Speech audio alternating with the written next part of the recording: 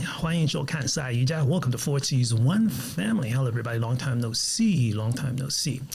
It's coming up on 11 o'clock p.m. here on January 6th. And welcome to the new year. Okay, well, I've been getting some mail from a few friends asking, how things are going on here in Taiwan. And I was in the middle of editing a video. It always takes me forever to edit something because I'm the one-man band, but that's okay. That's okay. It's all good.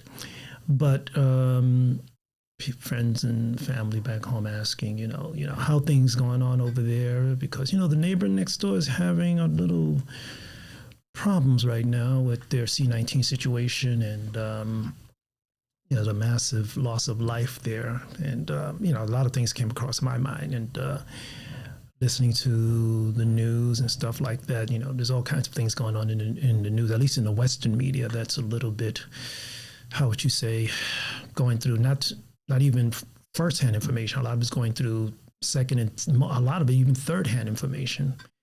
Now, living here in Taiwan, we're so close to, what's this major event going on, the opening up of, the doors of the neighbor next door. And a lot of things are going on. I mean, to me, I see it almost like deja vu at a different level, like one of my loved ones says, history doesn't repeat itself, but it sure keeps the same rhythm. History does not exactly repeat itself, but it still manages to keep the same certain type of rhythm. 节奏一样啊，状况不是100%一样，但是节奏还是更快的啦。It's the same. And I just want to jump in here and put a little comments on because the neighbors next door, are having a shortage of medicine. It's probably everybody in the Western media here is hearing that. But living here in Taiwan, we've been seeing a lot of outflux of common on-the-shelf medicine used for, the treatment of diarrhea, Panadol, Tylenol, the neighbors have come over and have been, how would you say, taking them back over to their friends and relatives, and I understand that, and this part of the deja vu for me is that I'm seeing situations where that, before the outbreak over, two years ago, they managed to go to different locations and bringing in masks and medicine from different nations without opening openly and in public, making the situation being known about the spread of this C-19. And, now they can't hide it because it's just been put up in the public so much because the citizens have been, crossing over through VPNs, as they say in Chinese, 翻墙, flipping over the Great Wall, and information just getting out too fast. It's hard to control information like that, and that's one of the reasons why China would like to create their own intranet to keep things locked up. But now information and technology makes information so easy to get around. But let me continue. The neighbors are having a shortage of medicine, and a few of them have been coming over here and buying up medicine by the crap loads. And, it's quite noticeable. And being here in Taiwan, it's very interesting because Taiwan has, people here in Taiwan have relatives still in the mainland, and they get information way before the Western networks, even get a smell of what's going on. And just like when this C-19 situation broke out, people here in Taiwan, already had in-depth information, but the West just refused to, hear upon their suggestions and stuff like that. But I hope this time the Western nations actually pay more adherence to what's coming out of here. Now, we know the neighbors next door are having problems with the, getting medicine and the high rates of loss of life and stuff like that, which is quite sad. And also, quite of the people next door really would like to get out and as fast as they can. And you really can't blame them in this particular situation. But the thing is, this may cause a whole nother type of problems. Now, of course, when this outbreak first started, do you, especially my home nation, was just too slow in responding to the influx of people coming over who, end up bringing some of this stuff over. And, what happened in the past happened, but you can't change much of it now at this point. But now Western nations, and not only Western nations, but they're putting up more rules and regulations as screening,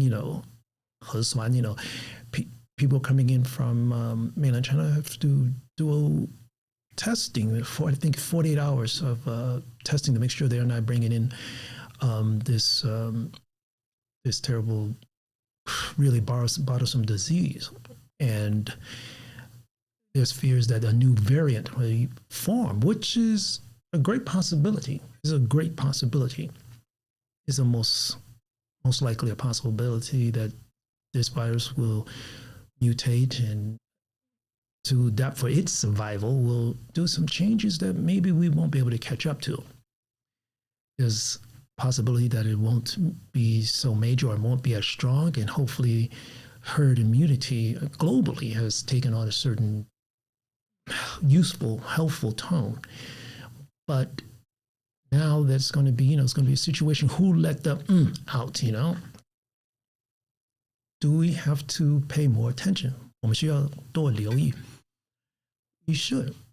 And not in a prejudicial way, because we have the neighbors next door are saying, oh, this is racism. You're not allowing our people in your country. Well, when the situation first happened, they put on a lot of restrictions on Western travel or overseas travelers from entering their nation. And, well, we cannot understand that for a certain limit. But now it's happening the other way around. This also requires some kind of understanding of why certain nations are doing a lot more heavy duty screening on people coming in from mainland China.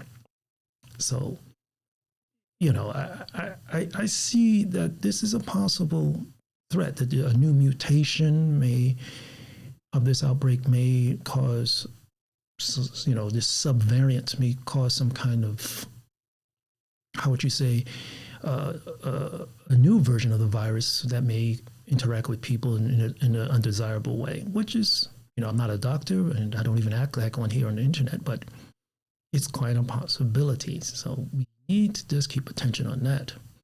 Now, it's easy to see that the crematoriums in China has been, they've been pumping out smoke, and you just don't do that for nothing.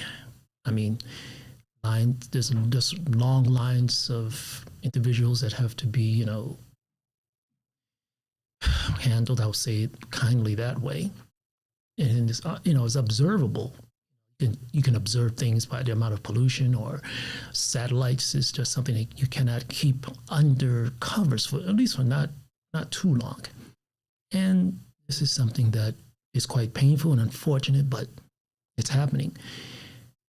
And, here in Taiwan, people are calmly handling the situations. We don't have to wear a mask here now, if you're walking up and down the street, but you have to still wear masks if you inside very crowded areas like the MRT or bus, stuff like that. It probably take people here at least, most people, at least a year or even a year and a half to get out the habit of not wearing a mask. I know I will wear a mask. When I go to the gym, when no one is next to me, I take off my mask and work out. But even if I'm running, if I come next to people while I'm running, inside my mask, I have a certain separator that allows me to breathe. But it will take me a while to get out of the habit of wearing masks. People here in Asia, or especially here in Taiwan, if they have a common cold, they wear a mask, which is courtesy in a lot of ways. Now, I'm going to talk up a little bit of well, some people can call it conspiracy, but I've been picking it up from actually Mandarin Chinese language media, I should say.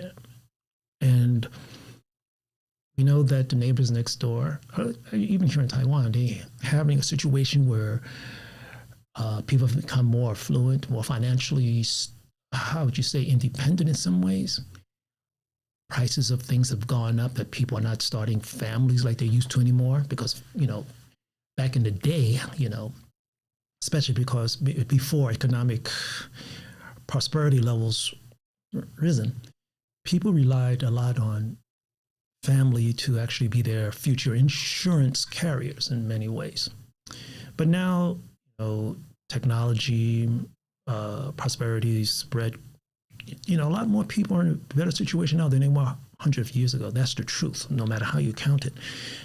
But people are finding it hard and costly to raise family and buy homes and houses. So they decided the situation, you probably heard the term called lying flat, 躺平, or in the West, they call it quiet quitting. But out here, and also in China, was a large population, but people have been pretty much lying flat. And that's affecting the population. And China's also worrying about if there's a drop in population, who's going to, it'll put a lot of financial burden on government structures and, simple things like, keeping up regular maintenance or, road repairs. Military spending will take a hit. But I've been picking up signals that people say this situation that's happening next door, maybe just opening up, maybe it's done on purpose for two reasons, especially. One is the neighbors next door may have felt that they're being, how would you say, penalized or unrighteously blamed for the handling of the situation. So they just open the door and says, okay, here you are. You see how you handle the situation. So we're going to pass it on to you. Of course, that's a very bad way to look at it, but is it possible? I can't even tell you the truth because I don't know. But it's quite if you look at it in a certain way, would it be logical if you're a certain type of regime that would like to keep in power? And the second thing is that could have this been done on purpose to lower their population now so they don't have to lowering their population now? Because the majority of the population that are passing away are people over 65. But majority of them, I have to agree, may have some underlying illness or other ailments that would have been accelerated by them attracting this disease, C19. This is a possibility.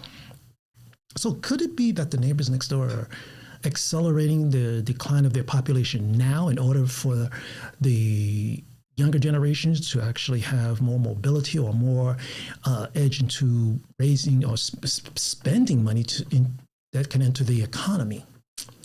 And that's something that I picked up from local sources. That's a possibility. Maybe I'm wrong. I hope I am. I have been unable to communicate with many friends in China, and for the past 6 months now, I would say. But I'm sure I'll hear something from somebody back there. And this is something that I just wanted to focus or just bring an idea on, because after the National Congress that was held next door, a lot of changes were made, and the leader there, I don't want to say call him chairman. I can't call him a president, actually. But he will make formal announcements in a couple of weeks of his supporting staff and their role. So this is about what I really would like to just put out there right now, and just hope people just keep an eye on things out there, and keep it out here in Taiwan. We know that Taiwan has now gotten an influx of more, military hardware and things like that. But we'll just see how things bounce on here. And anything else comes up, I'll probably jump on here again. I just wish I could get on here more often, but I'll do the best I can. And thanks a lot, guys, for tuning in to us here at Four Seas One Family. Any comments, leave them below, and hopefully I'll do something on the Mandarin channel but it's hard for me to ghost talk on that channel. But everybody, you take care of yourself, and remember, stay safe wherever you are in the world.